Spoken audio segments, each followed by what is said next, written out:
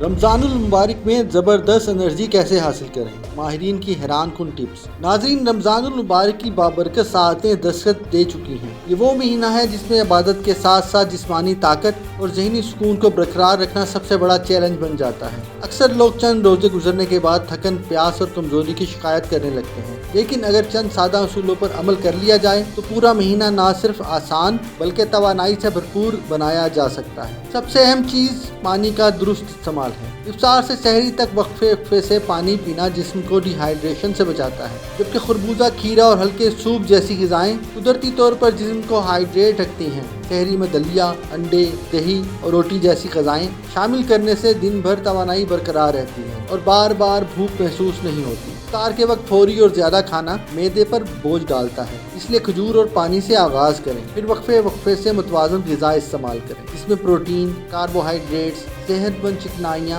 اور فائبر شامل ہوں۔ تلی ہوئی اور بہت زیادہ میٹھی چیزیں وقتی لطف تو دیتی ہیں، لیکن بعد میں سستی اور بدہضمی کا باعث بنتی ہیں۔ ہلکی واک یا سادہ اسٹریچنگ خون کی روانی کو بہتر بناتی ہے اور طبیعت کو خوشگوار رکھتی ہے، جبکہ پھل، سبزیاں، دالیں اور خشک میوہ جات قوت مدافعت مضبوط کرتے ہیں۔ صفائی کا خاص خیال اور ہاتھ دھونے کی عادت بیماریوں سے محفوظ بچاتی ہے۔ یاد رکھیں، رمضان صرف عبادت کا نہیں بلکہ خود کو جسمانی اور ذہنی طور پر مضبوط بنانے کا بھی بہترین موقع ہے۔